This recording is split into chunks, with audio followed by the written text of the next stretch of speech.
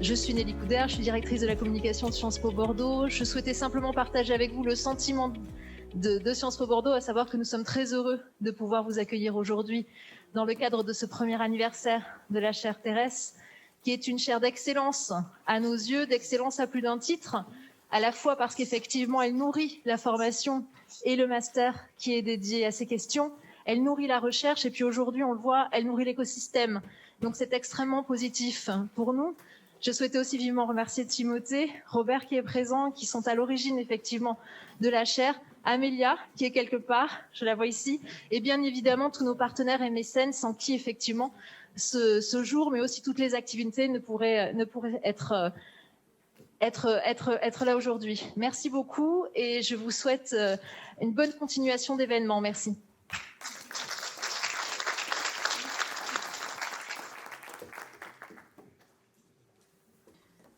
Bonjour à toutes et à tous et bienvenue à cette table ronde. Merci beaucoup pour votre présence. J'animerai nos échanges aujourd'hui. Quelques petits mots de présentation. Je m'appelle Pauline Rofast et je fais partie de l'équipe d'ESS France. ESS France qui est l'organisation tête de réseau de l'économie sociale et solidaire qui représente les structures de l'ESS auprès des pouvoirs publics et qui compte parmi ses adhérents à la fois les grandes familles de l'économie sociale et solidaire mais également les chambres régionales de l'ESS.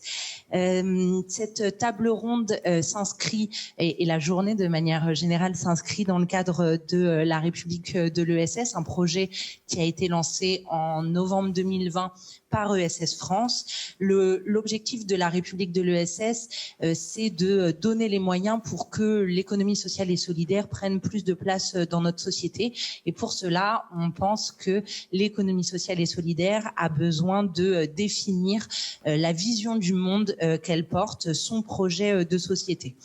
L'économie sociale et solidaire a vocation à transformer la société et pour cela à prendre plus de place dans le débat public. Pour ce faire, renforcer le projet politique de l'économie sociale et solidaire, politique évidemment au sens non partisan du terme, mais en tant que vision du monde commune. Permettra à l'économie sociale et solidaire de se définir sur des bases allant au-delà des critères issus de la loi de 2014. Et donc de nombreuses initiatives dont cette table ronde permettent de nourrir cette réflexion donc de la République de l'ESS, réflexion qui trouvera son aboutissement dans notre congrès, le congrès de l'ESS qui va être organisé le 10 décembre à Paris et qui permettra de proclamer un texte pour une République sociale et solidaire, nos raisons d'agir. Les partenariats publics ESS, voici donc la thématique qui nous réunit aujourd'hui, une thématique évidemment fondamentale alors que les structures de l'ESS s'impliquent de manière croissante dans des missions d'intérêt général à l'échelle des territoires, notamment sur des questions de prévention, d'accompagnement des publics les plus précaires. Et donc l'État évidemment, dans ce cadre, nourrit des partenariats avec les structures de l'ESS pour des missions d'intérêt général. Et d'autant plus lors de la pandémie, cela a mis en lumière le rôle évidemment majeur de ces partenariats pour être toujours au plus proche des populations. Et donc c'est le diagnostic que l'on fait et sur lequel nous allons discuter aujourd'hui. Comment au mieux articuler les différents acteurs publics ou privés qui œuvrent pour l'intérêt général, comment aussi réfléchir peut-être à des approches renouvelées de tels partenariats. Et donc à nos côtés pour en débattre aujourd'hui sont présents de nombreux intervenants.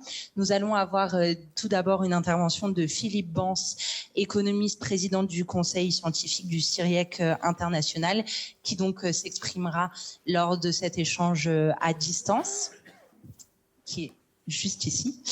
Alain Garnier, donc vice-président ESS de Bordeaux Métropole, Stéphane Pfeiffer, deuxième adjoint à la mairie de Bordeaux et également trésorier du RTES, le réseau des collectivités territoriales pour une économie solidaire, Maude Caruel, qui est vice-présidente ESS de la région Nouvelle-Aquitaine, et Sophie Picmal, qui est donc vice-présidente ESS du département de la Gironde, et également Julien Perdrijaga, Père Drija, pardon, de la Fabrique des Transitions. Merci infiniment à toutes et tous d'être à nos côtés aujourd'hui pour cet échange. Et également un petit mot de présentation pour Tiana Castelnau, juste ici, qui est notre facilitatrice graphique et qui donc tout au long de nos échanges va illustrer nos débats. Pour une première intervention, je vais donc laisser la parole pour un propos introductif à Philippe Bans. Bonjour à toutes et à tous, merci pour cette invitation, donc à cette réunion, cette table ronde. Alors, je vais commencer par donner une définition générique des partenariats publics ESS. Ce sont, à mon sens, des formes diverses de coopération entre les organisations de l'ESS, les organisations de l'économie publique et les autorités publiques. Ces partenariats ont connu durant les dernières décennies un très fort développement, hein, tant en France d'ailleurs qu'à l'international. C'est ce qu'ont montré deux ouvrages réalisés sous l'égide du CIRIEC international, l'un qui a été publié en 2018 et un autre qui va apparaître dans les prochains mois dans la nouvelle collection en libre accès du CIRIEC, CIRIEC Studies Series. C'est aussi ce que va montrer le prochain numéro de la revue Les Cahiers du CIRIEC France, qui est aussi en libre accès, hein, sur le site web du CIRIEC France. Alors, que ressort-il de ces travaux? C'est que l'action combinée en fait des organisations de l'économie publique et de l'économie sociale permet de produire conjointement des biens publics et des biens communs, et que cette production jointe transforme profondément l'action collective. Donc, en fait, je vais présenter ici 4 effets majeurs du déploiement de ces partenariats, puis je préciserai pour finir comment ils s'inscrivent dans un paradigme d'action collective. Alors, quels sont donc tout d'abord ces 4 effets majeurs, à mon sens, du déploiement des partenariats publics ESS? Le premier, c'est de rendre malléables les frontières entre économie publique et économie sociale. Les autorités publiques ou les organisations publiques s'appuient de plus en plus largement sur les organisations de l'économie sociale pour prendre en charge des activités de services publics, hein, qui étaient antérieurement très, très largement dévolues au secteur public. Donc, ces organisations et ces pouvoirs publics s'appuient sur les valeurs et le mode de gestion des ressources des organisations de l'ESS pour faire jouer des solidarités sociales, et aussi pour que soient exercées à moindre coût, hein, des missions d'intérêt collectif, d'intérêt général. La fibre sociale des organisations d'économie sociale permet en fait de répondre à des besoins sociaux qui sont insuffisamment couverts par ailleurs. Cela conduit donc ainsi à substituer ou à compléter l'action des organisations publiques. De second effet, ces partenariats contribuent au développement d'innovations économiques et sociales au service des territoires. On prend en fait de plus en plus fortement appui sur les organisations de l'économie sociale, hein, qui sont caractérisées notamment par une grande proximité, hein, vis-à-vis des parties prenantes sur les territoires.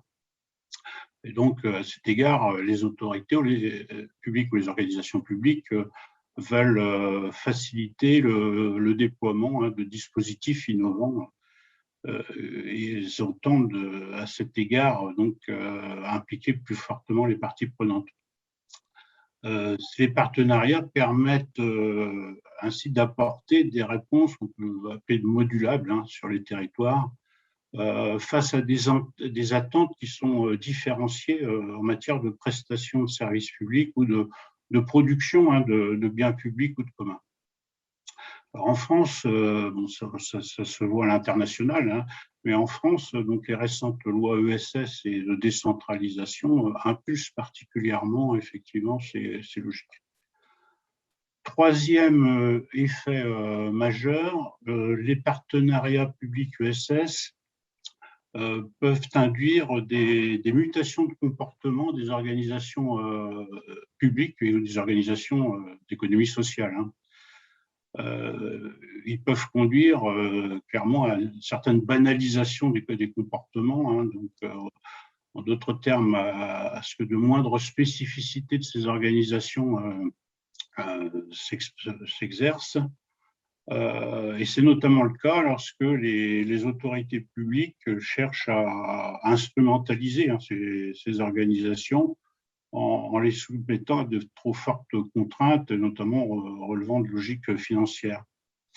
On a en fait un pouvoir de coercition, donc c'est la théorie de l'isomorphisme que je ne vais pas rappeler ici, donc un pouvoir de coercition des autorités publiques qui est d'ailleurs d'autant plus fort que les organisations concernées sont dépendantes des financements directs ou d'appuis matériels qui proviennent des pouvoirs publics ou des partenaires. Donc ça interroge en tant que tel sur la soutenabilité du modèle, en faisant d'une certaine façon perdre leur âme aux organisations concernées. On tente à remettre en cause les vertus fondatrices de ces organisations et on distend un petit peu le lien qui existe donc avec la société civile. Quatrième effet majeur, ces partenariats ouvrent des perspectives nouvelles de co-construction de l'action collective. Ils peuvent permettre en fait de co-construire l'action collective, ces partenariats, par une mise en complémentarité en fait des apports des différentes organisations d'économie publique et d'économie sociale. Ça peut conduire à mobiliser de manière équilibrée donc les différentes parties prenantes dans une gouvernance multi-acteurs afin de promouvoir l'intérêt collectif. Donc, dans ce qu'on pourrait appeler déploiement d'une gouvernance démocratique. Alors encore faut-il bien sûr pour ce faire qu'il y ait une réelle volonté des autorités publiques de s'inscrire dans cette logique. Et j'en arrive donc au second volet de mon intervention, qui est le lien qui existe entre le déploiement des partenariats publics-USS et ce qu'on peut appeler un paradigme d'action collective. En fait, les dynamiques partenariales actuelles procèdent de logiques qui sont aujourd'hui largement inspirées de la nouvelle gestion publique. Donc, cette nouvelle gestion publique s'est déployée avec le consensus de Washington, donc dans les années 80, les révolutions conservatrices anglo-saxonnes.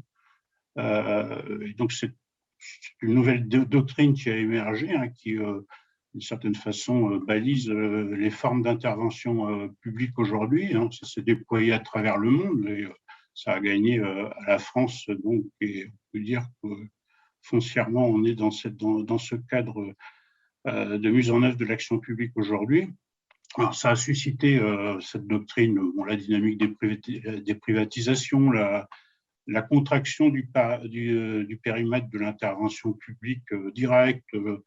Ça a conduit aussi au développement de la délégation de services publics, aussi à la normalisation des comportements publics sur ceux du secteur privé. Alors, avec une logique fondamentale, il peut y avoir des modulations, bien évidemment, mais c'est de réduire le coût de l'action publique à partir donc d'une analyse des résultats, d'objectifs quantifiés, et en même temps de stimulation de l'innovation et d'une flexibilité de l'action publique.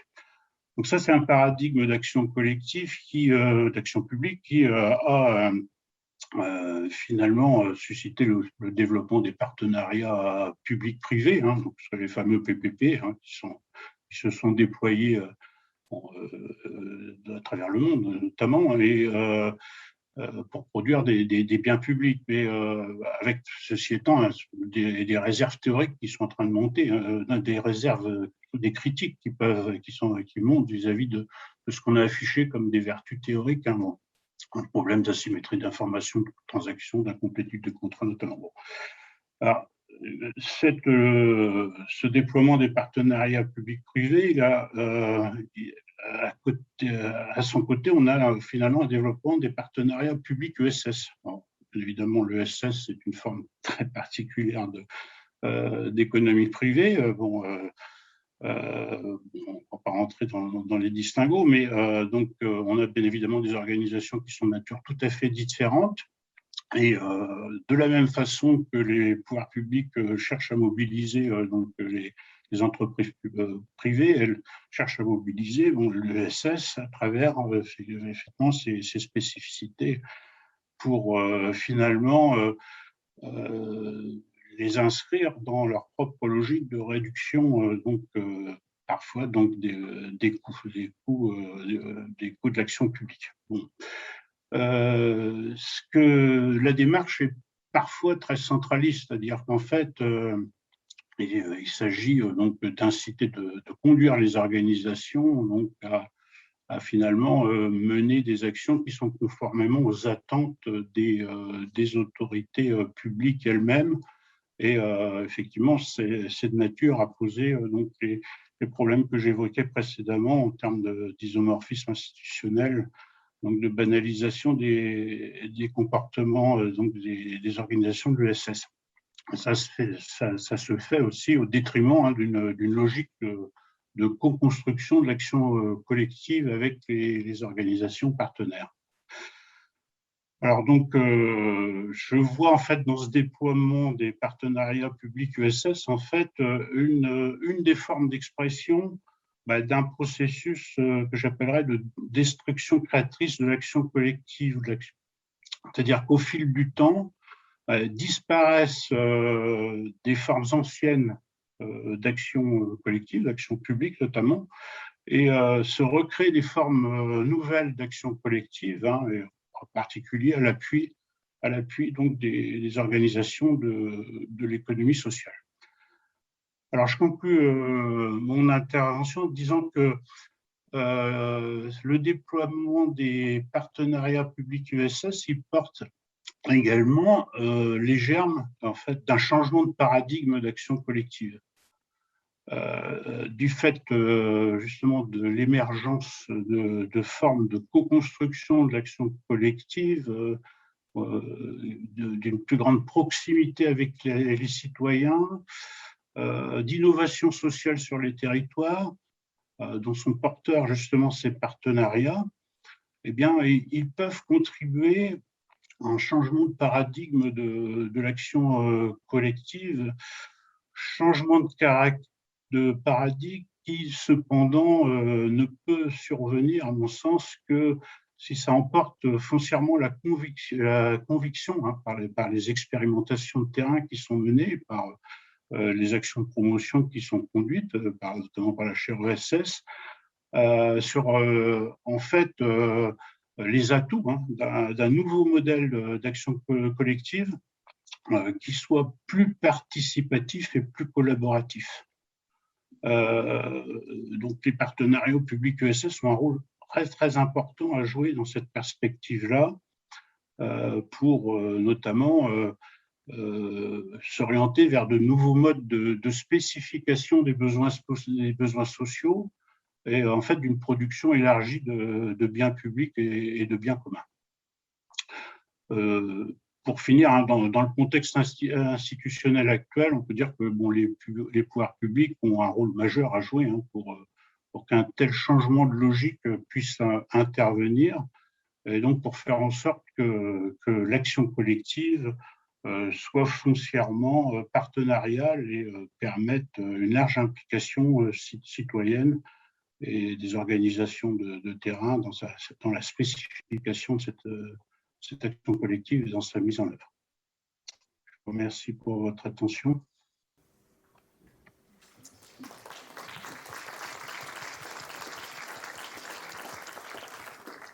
Merci à vous pour cette intervention. On va maintenant passer la parole à Stéphane Pfeiffer, donc deuxième adjoint à la mairie de Bordeaux et représentant du RTES, pour un propos assez général, la question est comment les collectivités membres du RTES abordent-elles les partenariats avec l'ESS? Merci. Bonjour à toutes et à tous. Je vais effectivement répondre à cette question avec une entrée RTES et je m'accorderai aussi quelques écarts plus personnels sur la vision qu'on peut porter d'abord. Cette question, elle est importante et essentielle. Vous venez de le dire, Monsieur Bance, et je vais reprendre des éléments de votre intervention. Il y a des points communs entre ce que porte une collectivité et un élu dans une collectivité et les acteurs de l'économie sociale et solidaire. D'abord, l'entrée territoire. On agit sur un territoire, quelle que soit sa taille, mais c'est notre entrée principale. Comment est-ce qu'on va apporter quelque chose de nouveau? Comment est-ce qu'on va contribuer au développement économique, au développement social de ce territoire? Deuxième point commun, c'est la recherche de l'intérêt général pour les collectivités, la recherche de l'intérêt collectif pour les acteurs de l'ESS. Pas exactement la même chose, mais on est quand même assez proche dans cette recherche-là. Troisième point, je pense qu'il nous rassemble, en tout cas pour les collectivités qui parlent de l'ESS, c'est les objectifs de transition et comment est-ce qu'on réalise nos transitions. On a tous ce point en commun. Et puis, je terminerai sur un dernier point en commun extrêmement important, c'est comment est-ce qu'on met nos territoires en capacité d'agir. Donc nous, ça c'est le rôle de la collectivité et les acteurs de l'ESS. Comment est-ce qu'on met les habitants des territoires en capacité d'agir avec les outils dont dispose l'économie sociale et solidaire, avec les réseaux de l'ESS, etc. Donc comment est-ce qu'on crée des nouvelles choses avec les habitants de nos territoires. À partir de là, on a peut-être deux entrées dans les collectivités pour aborder l'ESS. Une entrée d'abord purement économique. L'ESS est d'abord un mode d'entreprendre. Je crois que c'est la loi de 2014 qui l'écrit comme ça dans son article premier. Donc sur l'entrée économique, on partage et on recherche un moyen de réaliser des transitions économiques. Comment est-ce qu'on produit autrement? Comment est-ce qu'on crée des activités un peu différemment de ce qu'on a pu faire? Comment est-ce que on constitue une alternative au modèle économique dominant aujourd'hui, qui parfois n'apporte pas que des bonnes choses à nos territoires? Donc ça, c'est une entrée importante pour la collectivité. Ça nous donne des outils différents de penser et d'agir sur l'économie. L'objectif étant d'avoir une économie qui soit réencastrée dans la société et dans les réalités, c'est-à-dire, on le verra tout à l'heure avec les exemples, mais on ne pense plus aujourd'hui l'économie de proximité, l'économie de territoire. Comment est-ce que on ouvre une boulangerie? Comment est-ce que dans les quartiers où il n'y a plus de bistrot, on va ouvrir un bistrot? Voilà, ça, c'est des sujets qu'il ne faut pas écarter, qu'on ne pense plus quand on pense développement économique. Et l'ESS est un moyen d'y apporter des réponses. Mais je pense que Maud, tu en diras un mot aussi tout à l'heure. Je crois aussi que c'est une philosophie un peu différente du développement économique qui est portée par l'économie sociale et solidaire et qui nous intéresse dans les territoires et en tant que collectivité. Une philosophie beaucoup plus portée sur la coopération et beaucoup moins portée sur la concurrence. On est dans un contexte aujourd'hui où les ressources se font rares, on a besoin de les partager, on a besoin de les exploiter ensemble, de les utiliser ensemble. Et si on reste dans des logiques de concurrence, eh bien on va continuer à détruire ces ressources plutôt qu'à les partager. Et in fine, c'est le territoire qui en paiera l'addition. Donc pour les collectivités, encore une fois, c'est un moyen de prendre ces éléments en compte. Et puis, alors nous avons que 5 minutes, donc je synthétise énormément tout ce qu'on pourrait vous dire, mais la deuxième entrée, au-delà du développement économique, c'est une entrée qui est pour moi citoyenne, parce que je parlais à l'instant de coopération économique entre acteurs économiques d'un territoire, mais je pense que l'ESS est aussi un moyen de faire des coopérations entre les citoyens et les collectivités territoriales. Ça fait des années et des années qu'on parle de démocratie participative, comment est-ce qu'on fait participer les citoyens aux décisions de la mairie, de la région, de la métropole, du département. C'est extrêmement compliqué, mais l'ESS, elle nous donne un moyen de faire ça. Parce qu'on a des outils, notamment l'outil coopératif, en particulier celui de SIC, qui vont nous permettre, au sein d'un projet, de le porter ensemble, de décider ensemble, de le construire ensemble. Et moi, je défends l'idée que les élus, nous devons être non plus des décideurs, mais des co-porteurs de projets aux côtés des habitants. Et c'est ce que nous permet aujourd'hui l'économie sociale et solidaire. Ça rejoint ce que vous avez dit en introduction sur la co-construction des politiques publiques. Et d'ailleurs, le RTES a commandé et travaille avec Laurent Fraisse à une étude sur la co-construction des politiques publiques qui sera présentée au forum de Niort le mercredi, je crois, de mémoire. Je pense qu'on s'y retrouvera d'ailleurs. Je terminerai en disant que ce qui est important pour nous, c'est que l'ESS est aussi un moyen de ramener de la citoyenneté et de la démocratie dans l'économie. C'est pas anodin parce que aujourd'hui, on a parfois les sujets économiques qui nous échappent, qui échappent aux politiques, qui échappe aux politiques publiques de manière générale, et on n'est plus maître de ce qu'on décide, de ce qui se passe sur nos territoires. L'ESS nous permet d'être maître, pas en tant que collectivité, mais en tant que collectivité, et avec les citoyens et nos partenaires et les autres acteurs économiques. Ça, c'est extrêmement important, parce que moi, je considère qu'en tant qu'élu, pour faire un travail de qualité, pour représenter réellement les habitants des territoires, on a besoin que ces habitants ils aient le plein exercice de leur souveraineté populaire et de leur citoyenneté, qu'ils soient capables de prendre des décisions et que on puisse les partager ensemble. Et pour ça, moi, je suis convaincu qu'une étape vers ça, c'est de recouvrir notre citoyenneté économique. Et tant que les habitants de notre territoire n'auront pas recouvert leur citoyenneté économique, nous ne serons pas en capacité d'exercer pleinement notre souveraineté populaire. Et ça, c'est quelque chose que nous apporte l'économie sociale et solidaire en tant qu'élu d'un territoire. Je crois que je dois m'arrêter là parce que je vais me faire fâcher, mais on pourra en rediscuter au déjeuner. Merci beaucoup. Et puis, il y aura un temps, évidemment, de questions-réponses avec la salle qui permettra à chacun des intervenants de développer leurs propos suite à vos questions à toutes et tous.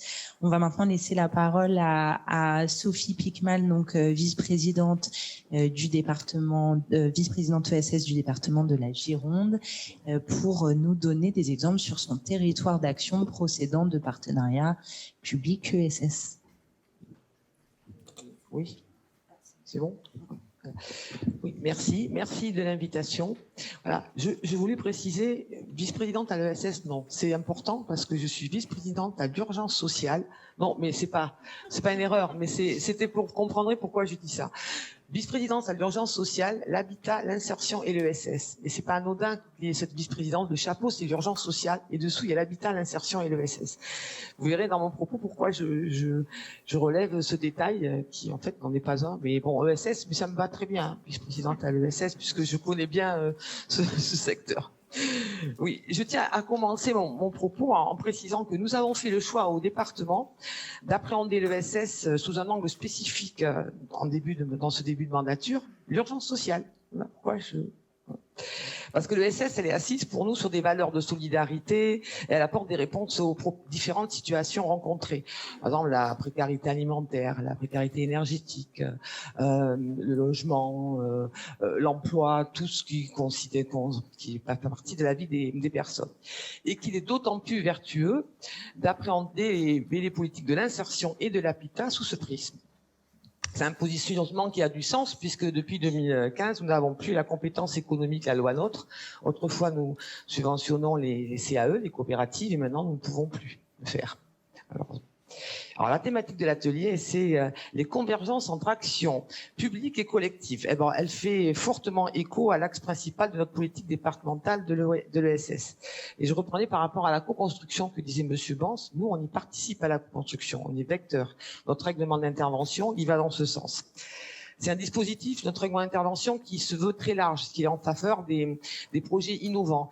C'est le dispositif qui soutient les projets qui ne rentrent pas dans les cases, comme ce que l'on fait pour l'habitat, qu'on appelle les fabricants d'habitat, où on permet à des opérations qui ne rentrent pas dans les cases de pouvoir se réaliser, notamment sur le territoire rural, mais pas que, mais aussi en métropole. Et c'est une aide départementale aussi au fonctionnement et qui est destinée à soutenir la mise en œuvre de projets de coopération ou de mutualisation en faveur de l'ESS et de l'innovation sociale. Alors, on m'a demandé de donner des exemples. Alors, j'essaie de tenir 3 minutes, ça va être difficile, mais bon, je vais me dépêcher. Ça me fait des signes.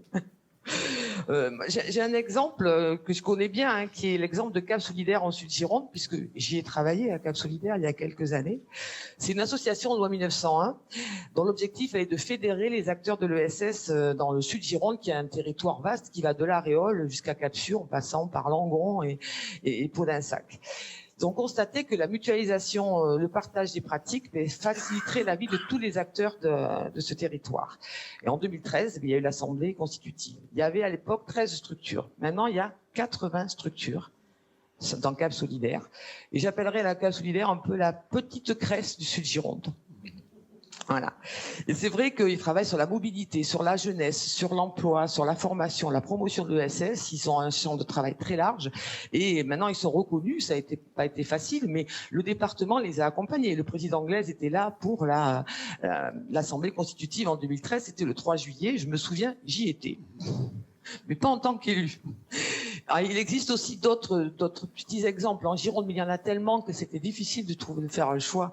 Par exemple, sur le bassin d'Arcachon-Val de l'Air, là, c'est notre pôle territorial de solidarité qui est en train de travailler une coopération, une coordination des acteurs de l'ESS sur ce territoire.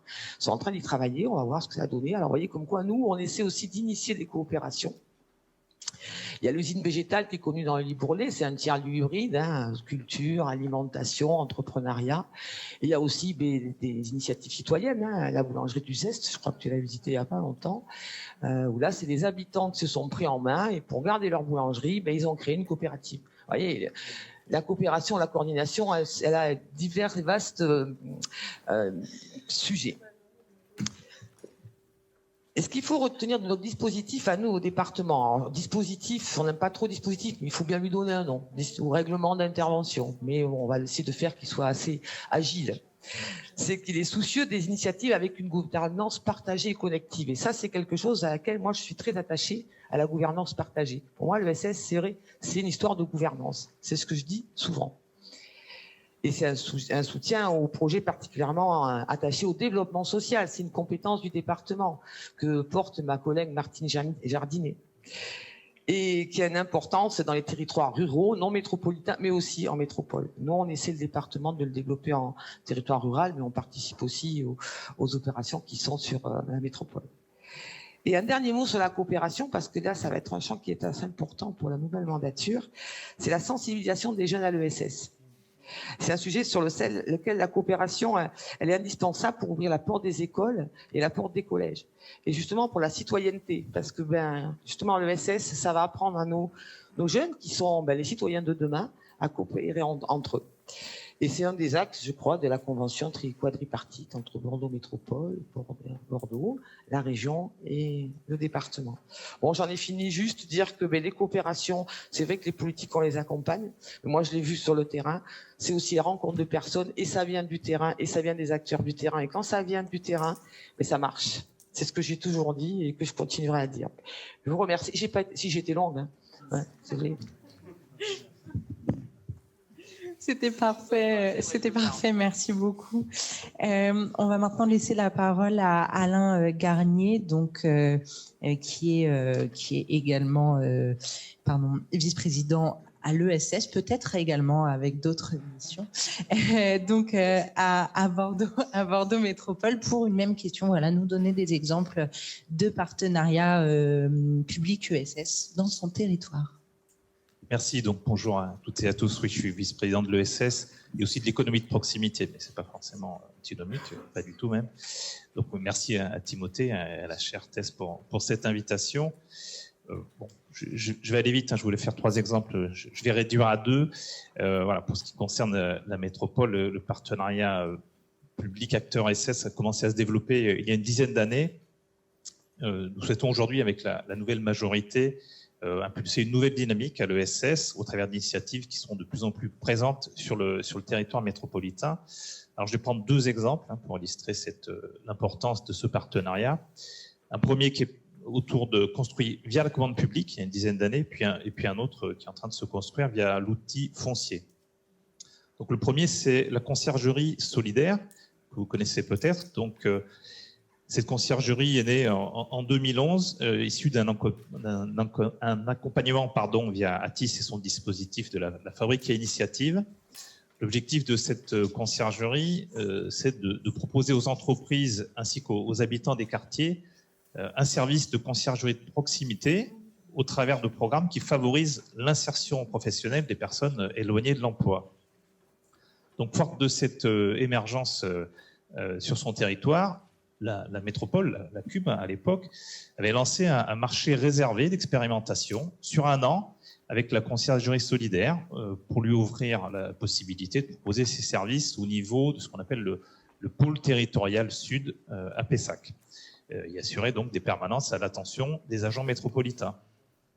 Donc c'est une expérimentation qui a tellement bien fonctionné qu'à partir de 2013, Bordeaux Métropole a décidé de généraliser son marché de conciergerie à plusieurs sites cette fois-ci, dont celui de Bordeaux-Mériadec, avec un marché de prestations classiques cette fois, mais avec de forts objectifs de performance sociale, ce qu'on appelle les clauses sociales. Et le prestataire qui a été retenu, sans surprise, c'est donc la conciergerie solidaire, puisque c'était la seule à même alors de positionner des profils en insertion sur des missions d'accueil et de logistique. Donc voilà, donc ça c'est le premier exemple de partenariat via la commande publique. Le deuxième, donc c'est un exemple plus récent qui concerne la création d'une foncière solidaire. Donc c'est un partenariat public-privé ESS via l'outil foncier cette fois-ci. Donc pour prendre cet exemple a été lancé en 2019. Bordeaux Métropole s'est tourné encore une fois vers Atis afin de réaliser des études d'opportunité sur la création d'une foncière spécifique sur le territoire pour les acteurs de l'ESS, qui sont ces acteurs les premières victimes des prix élevés du foncier à Bordeaux et sur les communes de la métropole. Donc Atis a proposé d'axer ses travaux sur la création d'une foncière solidaire qui associerait les collectivités, les acteurs de l'ESS et les professionnels de l'immobilier d'entreprise, ainsi que les financeurs de l'ESS. Donc avec cette dynamique, de nombreux acteurs se sont ajoutés à la liste des partenaires impliqués et engagés. J'en citais quelques-uns que je vois d'ailleurs dans la salle. Incité, donc Stéphane est le président d'ailleurs.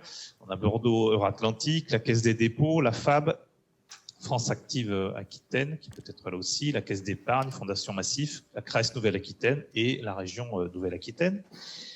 Donc, ce qui en fait un projet de partenariat unique entre le public, l'ESS et même le privé en ce qui concerne notamment la recherche de financement.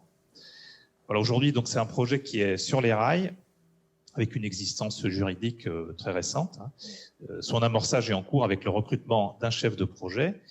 Et son activité va s'étoffer à compter de 2022 avec la mise en route de ces 3 missions principales.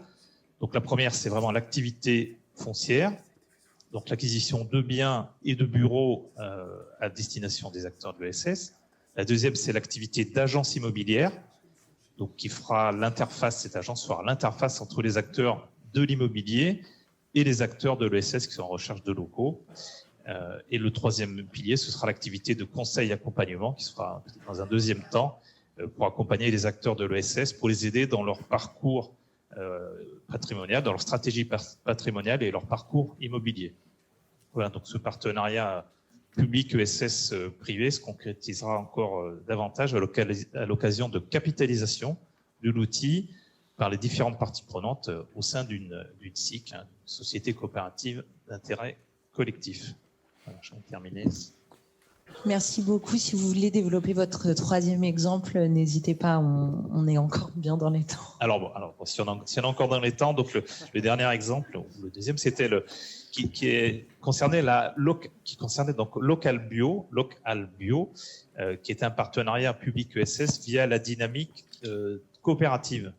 Donc c'est en 2012 que Local Bio a émergé sur la place économique bordelaise, avec une ambition forte qui était d'être la première plateforme de commercialisation de produits maraîchers bio, issus donc d'un rayon de 150, donc bio et local bien sûr, dans un rayon de 150 km maximum autour de Bordeaux, et de s'implanter sur le marché d'intérêt national de Bordeaux, le mine de Brienne.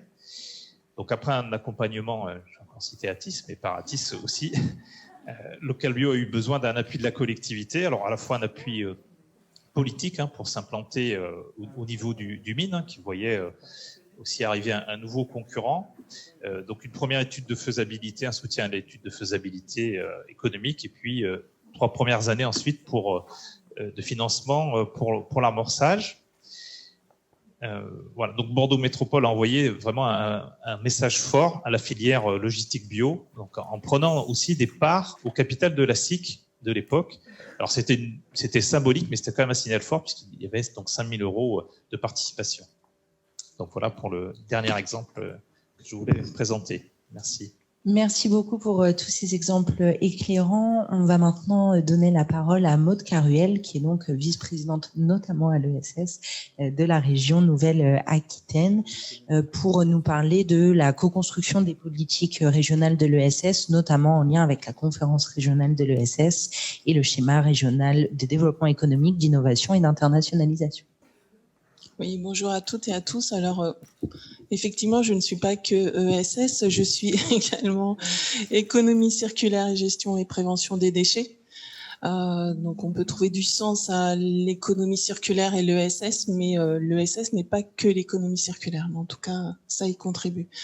Effectivement, alors moi je suis nouvellement élue, donc seulement depuis 3 mois à la région. En tout cas, ce que je peux dire, c'est qu'il y a un travail qui a été engagé depuis plusieurs années par la région Nouvelle-Aquitaine pour effectivement, on parle de co-construction, mais véritablement on est au plus près des territoires. Tout à l'heure, Stéphane Pfeiffer parlait de l'angle territoire, et je crois que l'ESS, c'est ça, c'est vraiment être au plus près des territoires pour vraiment répondre aux difficultés éventuellement que peuvent rencontrer un territoire, et derrière, quelles solutions trouver, ça peut être ça. Et donc, le schéma régional, en tout cas, qui a été construit et qui est en cours de révision au niveau de la région Nouvelle-Aquitaine, a été véritablement construit en lien avec les différents acteurs concernés, les différents acteurs des territoires. On peut avoir tendance à imaginer que la région peut être hors sol, mais il faut savoir qu'on a des charges et missions qui sont sur chacun des territoires, et il y a une vraie connaissance des différents acteurs et la volonté de mettre tout le monde autour de la table pour derrière faire émerger du projet et venir en soutien, que ça soit en début ou en cours de développement de structure ESS par la région Nouvelle-Aquitaine. Donc ça, c'est vraiment une volonté forte, en tout cas, de la région Nouvelle-Aquitaine.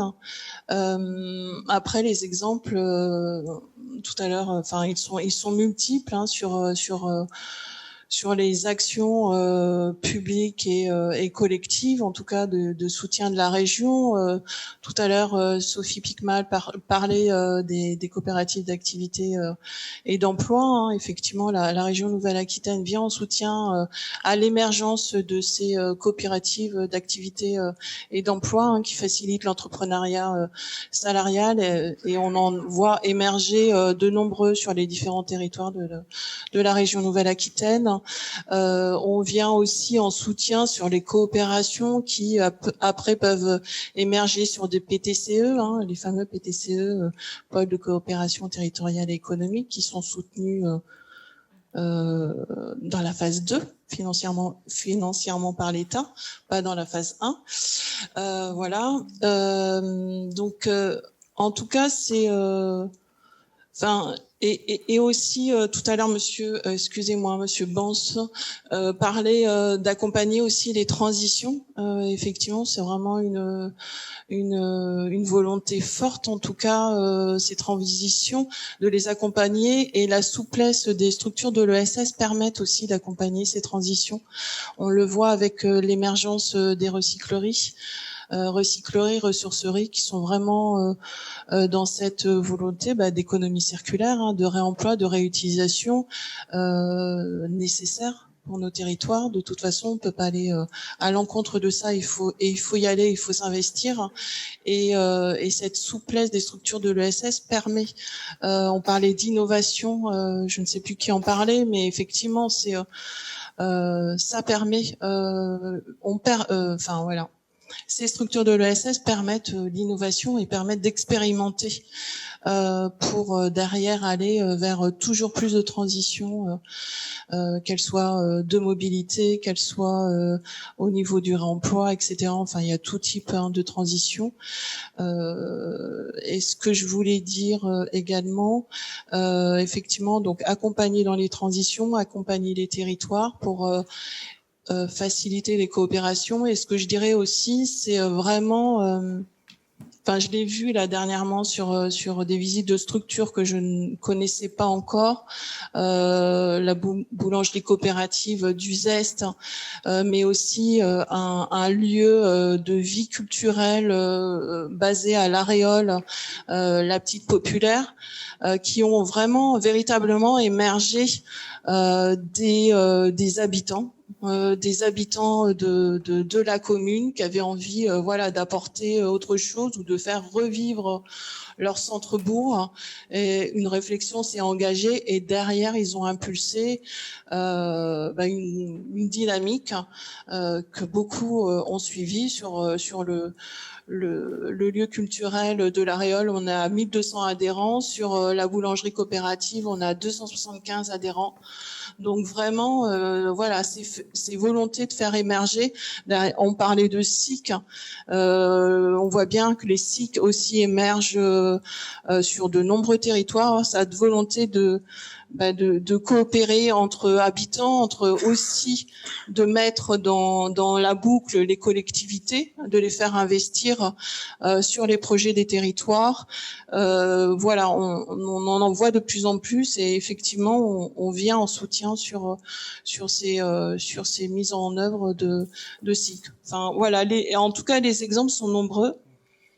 Et moi, ce que je voulais aussi dire, c'est que la région a contractualisé des feuilles de route avec les départements par rapport à l'ESS et également avec des EPCI, notamment avec donc la métropole de Bordeaux, conseil départemental de la Gironde et la mairie de Bordeaux. Et on peut dire que de là a émergé peut-être le GCEF. En tout cas, je pense que Timothée t'en a parlé en introduction, peut-être. En tout cas, ça a été un vrai travail de coopération qui a permis, de s'engager collectivement sur cet accueil et animation du futur réseau international de l'ESS. Voilà ce que je pourrais dire. Je ne sais pas si je suis dans les temps. Je crois que j'ai stressé un peu tout le monde sur ce point. Désolée. Merci, c'était parfait. Et avant les questions-réponses de la salle, on va laisser la parole à Julien Perdrija de la Fabrique des Transitions sur le rôle de l'ESS dans les transitions des territoires. Merci beaucoup. Bonjour, j'espère que vous allez bien. Je vais avoir un propos, je pense, en 4 points, mais très rapide, et je devrais tenir les 5 minutes, si c'est toujours 5 ou 3, je ne sais plus bien où on en est. D'où je parle, qu'est-ce que je vise, comment on essaye de fonctionner et en quoi ça concerne l'ESS. Moi, j'ai été directeur de cabinet dans une ville qui s'appelle Loos-en-Gohelle, basée dans les Hauts-de-France, et qui a subi un effondrement de son système productif. La mine, le charbon. Et depuis, j'ai monté avec beaucoup d'autres, mais toujours le maire de cette ville, Jean-François Caron, une dynamique qui s'appelle la Fabrique des Transitions, qui est une alliance, donc elle n'a pas de réalité juridique. Sont alliés de la fabrique celles et ceux qui se reconnaissent en sa charte, et donc celles et ceux qui donnent une valeur d'usage à cette charte, et pas simplement une valeur formelle. On a monté cette Fabrique des Transitions à partir d'un constat qu'il y avait depuis plusieurs dizaines d'années des territoires, je dis pas des collectivités, je dis des territoires, qui avaient engagé une dynamique de transition systémique, c'est-à-dire une dynamique qui était en capacité de transformer tous les aspects de la vie, alors pas de les transformer de manière radicale du jour au lendemain, mais en tout cas d'engager un mouvement significatif qui crée beaucoup de valeur. On a réuni ces acteurs dans une démarche qu'on a appelée l'atelier Ville-Pair, territoire pilote de la transition, et on a cherché non pas les recettes miracles, non pas les bonnes pratiques, mais les principes directeurs communs qui sous-tendaient la capacité de ces acteurs à engager ces transitions. Quand je dis ces acteurs, en parlant des territoires, c'est des acteurs publics, bien évidemment, des acteurs privés aussi, et donc qui sont en capacité de mettre en place des partenariats pour engager ce travail. Ça, c'était d'où je parle. Qu'est-ce qu'on vise ? On vise à structurer une dynamique de transition systémique qui puisse nous faire passer d'un modèle de société fondé sur l'ébriété en termes de consommation de ressources et d'énergie fossile à un modèle fondé sur la sobriété. Et on ne sait pas faire. On n'a pas de doctrine économique partagée pour faire ça, c'est pas vrai. Il y a des expérimentations de partout, il y a des démarches qui sont bien structurées, mais il y a encore beaucoup de chapelles économiques qui ne sont pas exactement d'accord dans ce qu'elles racontent, qui ne pensent pas exactement la coopération de la même manière, qui ne pensent pas exactement la place du travail de la même manière, qui ne pensent pas exactement la place de l'évaluation des effets utiles de la même manière. Et donc, ce qu'on cherche à faire avec la Fabrique des Transitions, c'est créer les conditions d'une doctrine partagée pour arriver à structurer cette démarche. Vaste projet, vous me direz. Comment on cherche à le faire? On cherche à le faire en s'intéressant effectivement aux écosystèmes coopératifs territorialisés, autrement dit les territoires.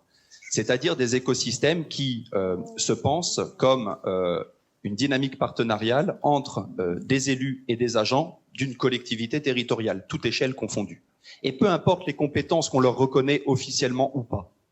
Parce qu'à l'heure des transitions, s'intéresser à la question de l'économie ne relève pas uniquement des collectivités qui en ont la compétence officielle. Elles sont organisatrices, chefs de file, elles ont une responsabilité particulière pour créer les conditions d'une organisation démocratique de ce que doit être le débat autour de l'économie, et donc d'arriver à organiser cette démarche-là. Mais toutes les collectivités territoriales sont compétentes pour répondre à leurs besoins.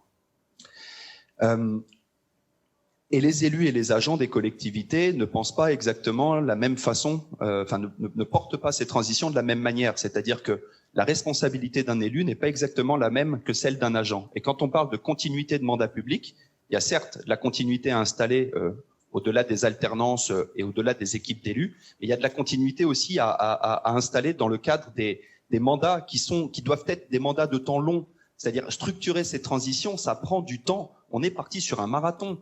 C'est pas un sprint et en 5 ans, ça va être réglé. Les équipes qui viennent d'arriver au pouvoir, aujourd'hui, suite aux dernières élections, elles sont des passeuses. Elles prennent un héritage en charge, elles vont devoir transmettre derrière. Ce qui reste, ce sont les services. Et donc, penser la question des services, des administrations publiques, comme une composante essentielle de notre capacité à tenir dans la durée, c'est absolument fondamental. Et c'est fondamental parce que sans eux, on n'appliquera pas les orientations politiques. Troisième catégorie d'acteurs, les opérateurs socio-économiques. Et donc, parmi les opérateurs socio-économiques, je vais accélérer, je vais faire un sprint. Il y a bien évidemment les entreprises, au sens classique, et il y a les acteurs de l'ESS. Et enfin, les représentants de l'État, et notamment de l'État déconcentré. On nous fait beaucoup le récit de la décentralisation, le récit de la déconcentration et de la capacité à assumer la figure tutélaire de l'État quand il va falloir gérer des déplacements de population, parce que les traits de côte vont s'éroder, parce qu'il va y avoir des sécheresses majeures, parce qu'on va faire face à des risques climatiques de plus en plus prégnants. La place de l'État dans ce récit des écosystèmes coopératifs territoriaux n'est absolument pas pensée. Alors j'en viens à votre question, pardon de ce préalable. Qu'est-ce que peuvent faire les acteurs de l'économie sociale et solidaire? Énormément de choses, et vous en savez beaucoup plus que moi à ce stade. Moi, je pense qu'elles peuvent notamment nous aider à évaluer la valeur que l'on crée, et notamment la valeur économique, mais pas uniquement en termes d'impact positif, mais aussi de nous aider à regarder les externalités qu'il faut qu'on prenne en charge collectivement. Et c'est pas uniquement de la responsabilité de l'acteur de l'ESS que de se taper les externalités que les entreprises classiques ou que les acteurs publics ne prennent pas en charge. Ça veut dire que ça nous renvoie à une responsabilité collective, territoriale. Pour ça, on a besoin d'engager des partenariats publics, privés. Le phare, et je suis venu accompagné de Céline Coubard qui porte avec nous une recherche-action autour de économie sociale et solidaire et transition écologique au pluriel, ont développé ce concept que j'aime beaucoup de partenariat public-privé-population, c'est-à-dire des partenariats qui doivent être inclusifs, participatifs. Et les collectivités territoriales n'ont effectivement pas le monopole de l'intérêt général ni de la participation du public. Ça doit être fait dans des instances qui sont à réinventer et à organiser. Et enfin, les acteurs de l'ESS, je pense, doivent nous aider, nous aider collectivement avec les collectivités territoriales à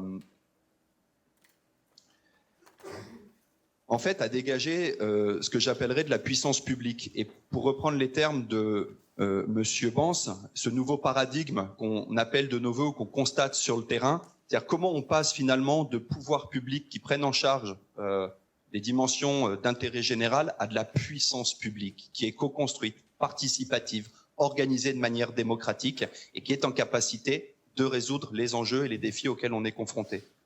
Merci et désolé d'avoir été un peu long.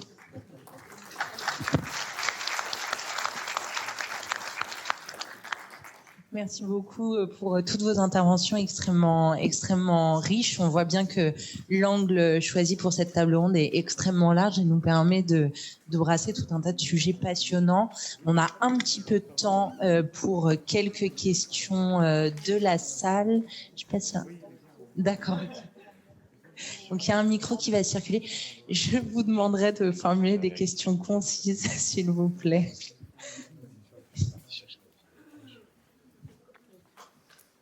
Et pensez à vous présenter également avant de poser vos questions. Bonjour, Christophe Vernier, Fondation Crédit Coopératif. Pour favoriser la co-construction que M. Vance a appelée de ses voeux dans les politiques publiques, je retiens la nécessité de lutter contre la seule logique d'appel à projet et qui risque d'instrumentaliser un certain nombre d'acteurs de l'ESS, avec des risques aussi de mise en concurrence indue là où des gens pourraient coopérer et collaborer. Et également sortir de la seule logique de coûts et de dépenses au profit d'une véritable réflexion sur la création de valeur dont parlait Julien. Création de valeur, investissement social, meilleure prise en compte du coût futur de l'inaction. Et pour ça, j'ai deux questions. Est-ce que le cadre réglementaire aujourd'hui, législatif et réglementaire, donne toutes les marges de manœuvre nécessaires aux collectivités territoriales? Est-ce qu'il, en termes de, je sais pas, de commandes publiques, de marchés publics, etc., est-ce qu'il n'y a pas mieux à faire? Également dans l'élaboration des budgets. Et deuxième question ou enjeu, comment renforcer, améliorer la formation des élus, bien évidemment, mais aussi, pour aller dans le sens de Julien, des agents qui sont à la fois porteurs et garants du temps long. Merci beaucoup. Est-ce que quelqu'un d'autre souhaite poser une question? Je vois une main qui se lève par ici.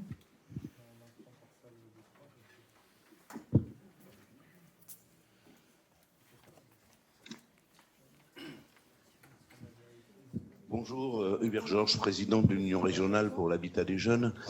Je voudrais savoir, par rapport à toutes les interventions qui ont été faites, comment est pris en compte l'engagement des jeunes dans l'économie sociale et solidaire. Nous allons mener avec Sciences Po une recherche action sur ce sujet, parce qu'on fait le pari, nous, que l'engagement, l'ESS est un terrain privilégié pour l'engagement des jeunes. Sauf, on n'entend pas beaucoup parler de la place des jeunes dans ces dynamiques. Alors, il y en a sûrement, mais on n'en entend pas vraiment beaucoup parler. Merci. Merci beaucoup pour cette question. Est-ce que quelqu'un d'autre... Je vois une main. Vous faites exprès aux opposés pour me faire courir. Je prendrai une dernière question après. Merci. Moi, j'ai une question sur comment peut-on faire évoluer le cadre de la loi sur deux sujets. La définition de l'ESS pour que ne viennent pas s'immiscer dans ce domaine des entreprises qui ont un affichage et pas les valeurs et du contenu. Et la deuxième, c'est comment peut-on assouplir ou modifier la loi pour que le cadre des commissions d'appel d'offres puisse s'assouplir et permettre de meilleures coopérations dans la construction des projets et leur instruction légale. Merci beaucoup. On va prendre une dernière question.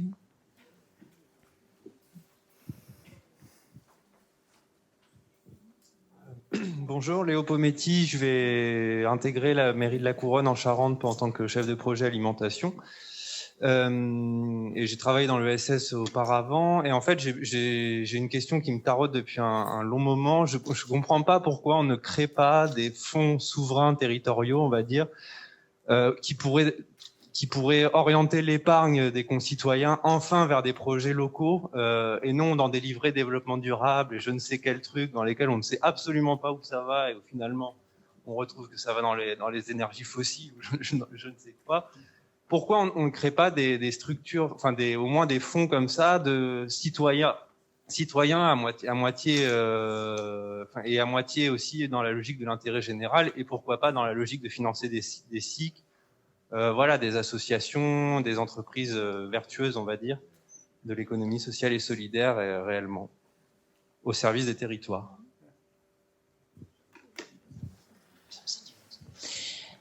Merci beaucoup pour toutes ces questions qui, encore une fois, vont permettre d'aborder de nombreux sujets, cadre législatif autour de l'ESS, formation des élus et des agents, engagement des jeunes, appel d'offres, c'est revenu dans plusieurs interventions et effectivement les sujets que pose cette organisation et également épargne solidaire à vocation territoriale.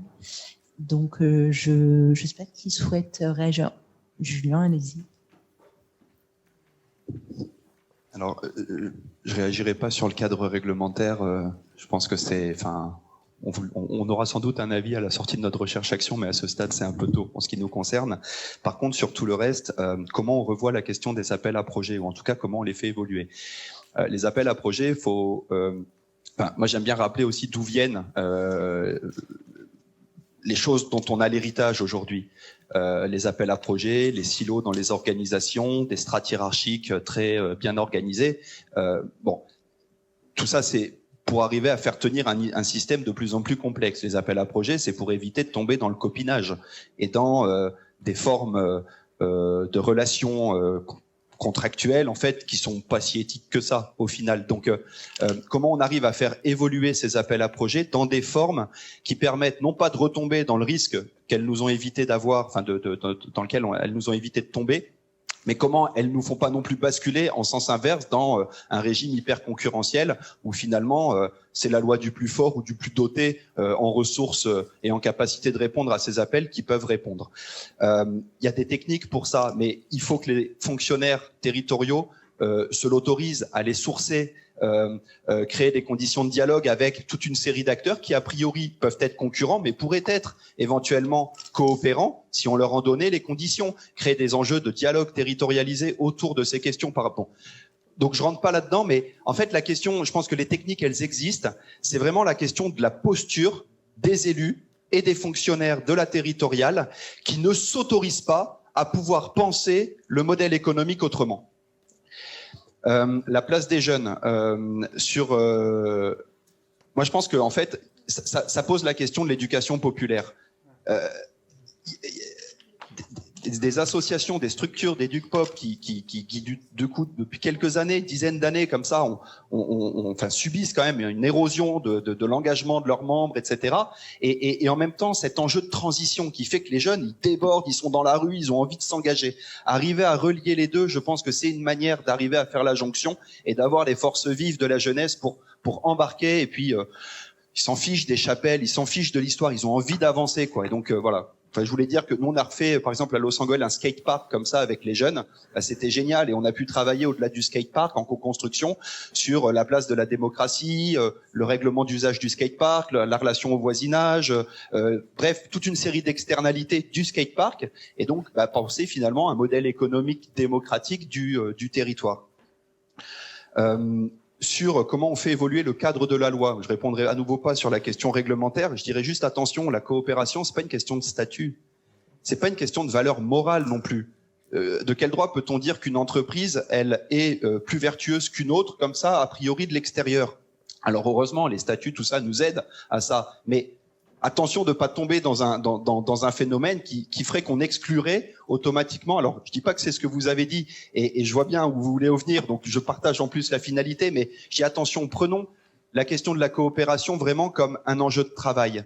C'est-à-dire, en fait, la coopération, c'est pas l'empathie. C'est pas qu'on est tous d'accord et alignés. La coopération, c'est quand ça va pas, que c'est dur, qu'on est en tension, et qu'il faut faire un effort additionnel pour comprendre pourquoi l'autre, il pense pas comme soi. Et c'est coûteux en termes d'énergie, de temps et d'argent. Et l'argent, aujourd'hui, on ne le trouve pas pour financer la coopération. Donc voilà, la coopération, là, je renvoie vraiment au référentiel de l'économie de la fonctionnalité et de la coopération, qui a beaucoup travaillé ça sur les questions de psychodynamique du travail et de la coopération vraiment comme presque une valeur économique, pas une valeur morale. Et enfin, sur les livrets... les fonds souverains territoriaux, on avait une expérimentation comme ça dans les Hauts-de-France, d'ailleurs à laquelle le Crédit Coopératif participait. C'était un livret troisième révolution industrielle. Alors on peut penser ce qu'on veut de la troisième révolution industrielle, mais n'empêche que ça permettait de mettre en place un livret d'épargne et les gens savaient automatiquement que quand ils investissaient dans ce livret, c'était pour financer des démarches dites de troisième révolution industrielle. Bon, donc le fonds existe, mais qu'est-ce qu'on pense de la troisième révolution industrielle? Qu'est-ce qu'on finance réellement au bout? Voilà, donc la question, elle est loin d'être répondue. Merci beaucoup. Est-ce que quelqu'un d'autre souhaite réagir rapidement?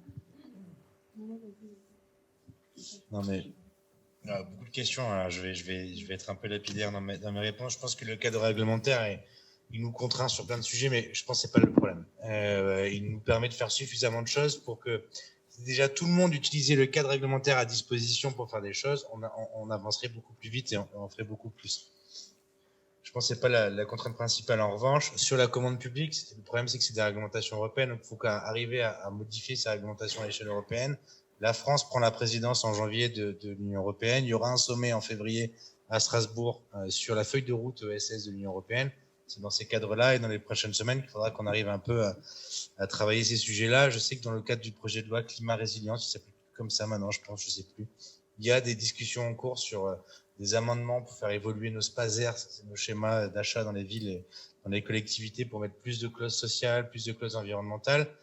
Moi, je plaide en tout cas pour le retour de la préférence coopérative dans les marchés publics qui eût existé par le passé, mais qui n'existe plus, ce qui nous permettrait de dire comment on fait pour l'insertion. Vous êtes une coopérative, donc je vous donne la priorité sur le marché. Moi, je plaide en tout cas pour ça.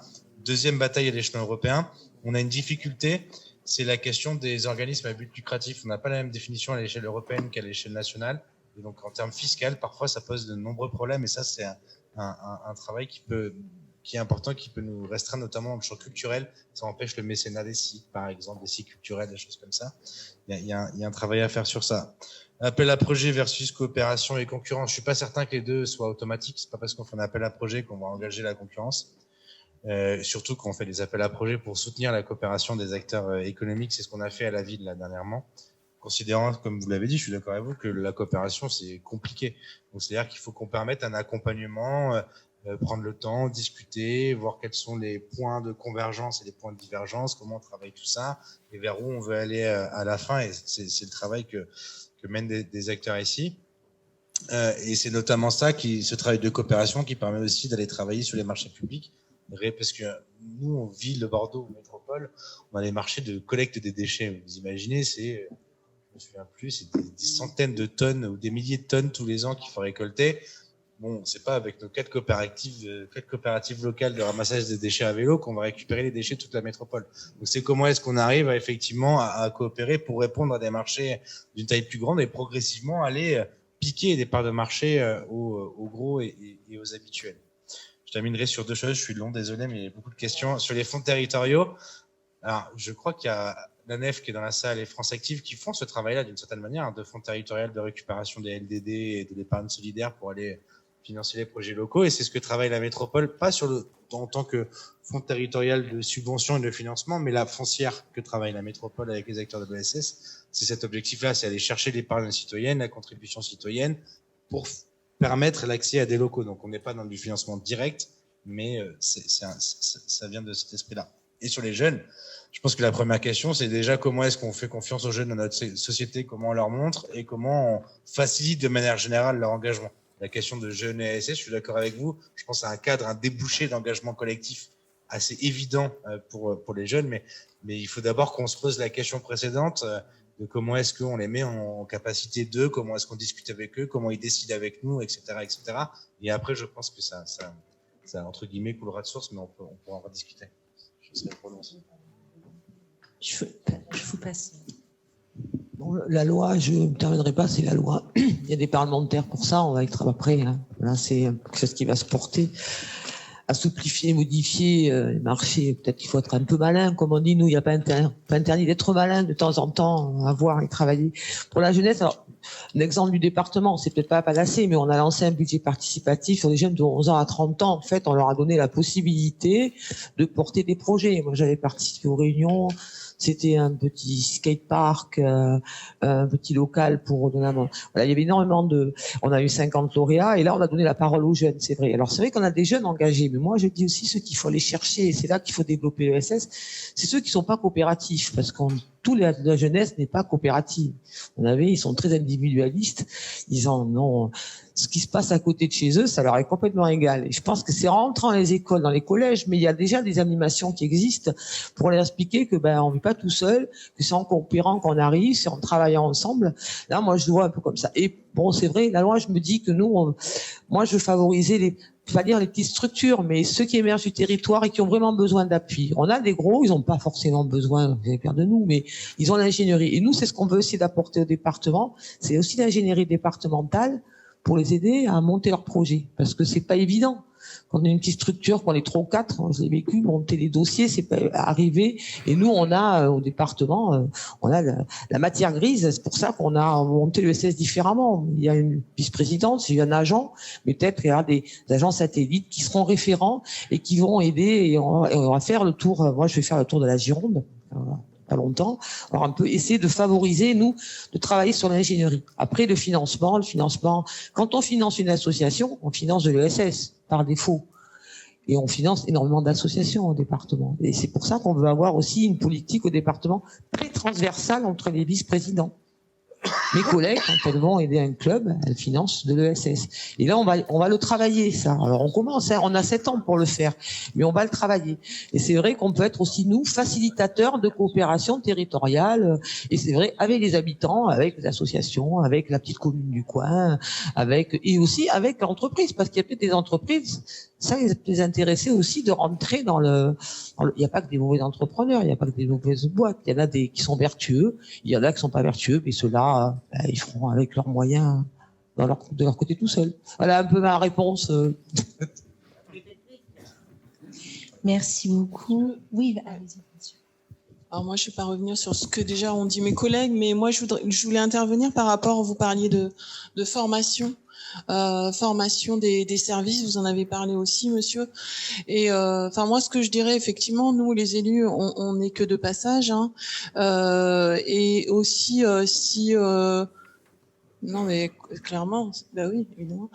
On n'est que de passage et si on intervient, si on construit la politique publique, c'est aussi en lien avec les services.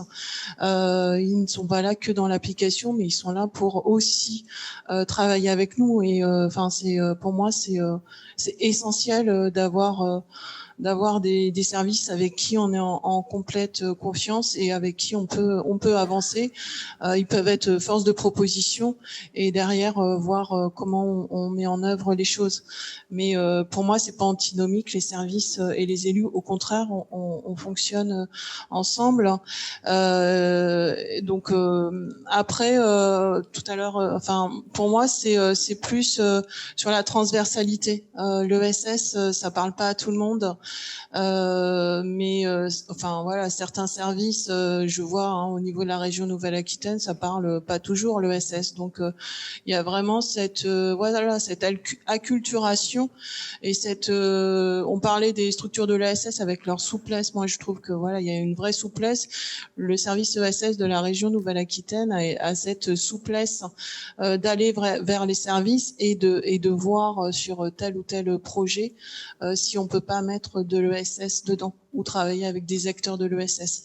Mais on fonctionne les uns avec les autres et après la formation, elle est toujours utile et c'est tout au long de sa vie et c'est sur tout sujet. Ça, je suis d'accord là-dessus. Merci. Merci beaucoup. Pardon. Monsieur Garnier, je ne sais pas si vous le souhaitez. Voilà.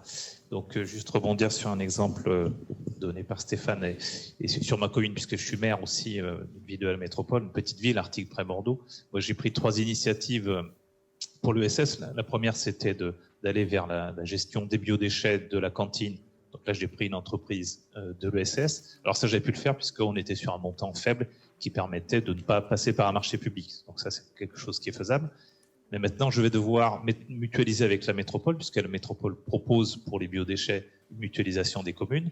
Et là, on va avoir ce dilemme de dire comment on fait pour que la métropole, et du coup j'insiste auprès de mon collègue en charge des déchets, maire aussi d'une commune voisine, pour que la métropole puisse avoir des clauses qui vont faire en sorte qu'on ait des acteurs de l'ESS sur une partie au moins du marché des biodéchets. Voilà.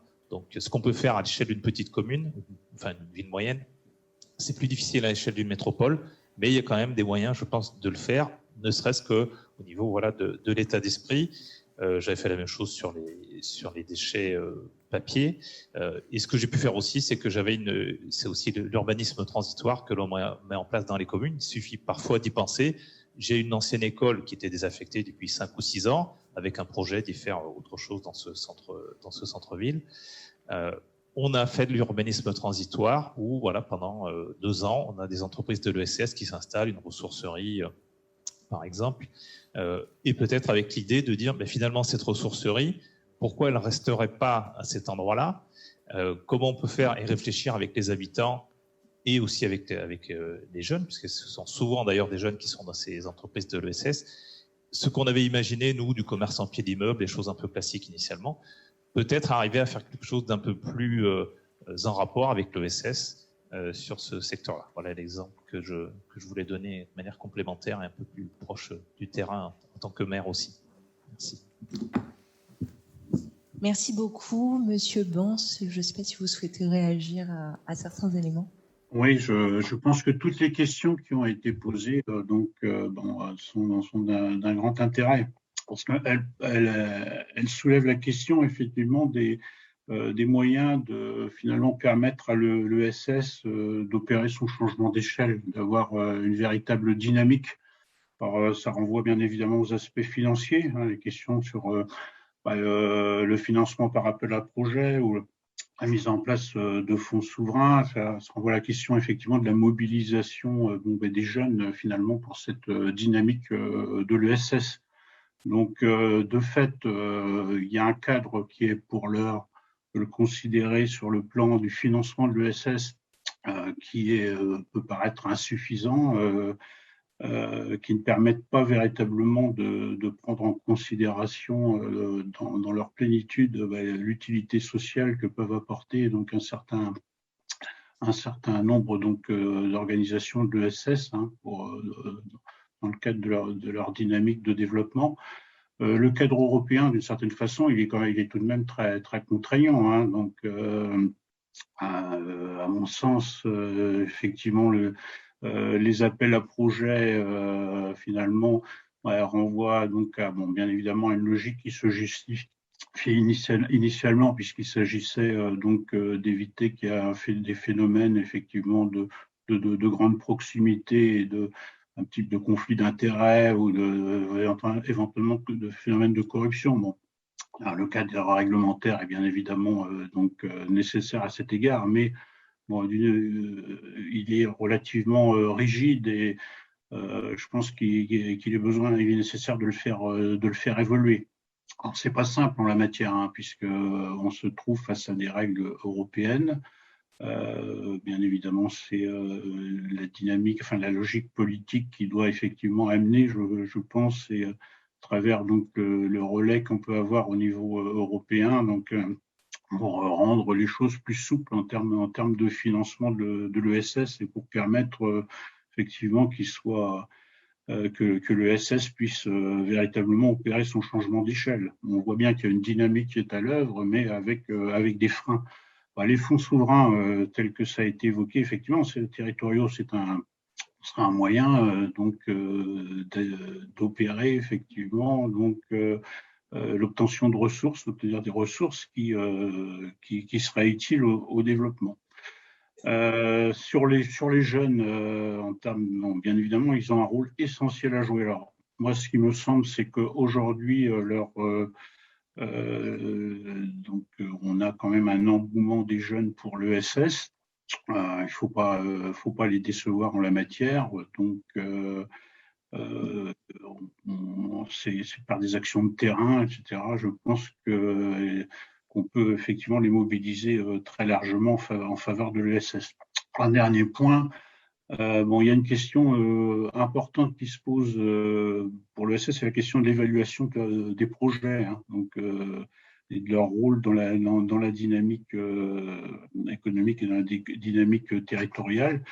Les critères d'évaluation, les projets mis en œuvre par l'ESS doivent, à mon avis, être spécifiques au regard d'une utilité propre de l'économie sociale et solidaire. Donc, il y a certainement aussi beaucoup à faire pour finalement établir des critères d'évaluation qui permettent cette dynamique de l'ESS. Voilà ce que je voulais dire.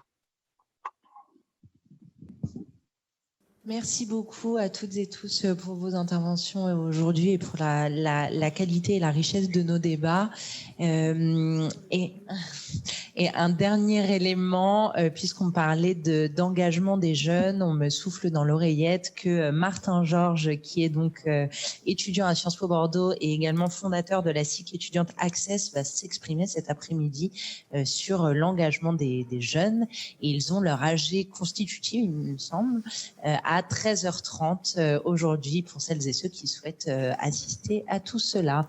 Merci une fois de plus et puis bonne continuation pour cette journée. Merci à toutes et tous.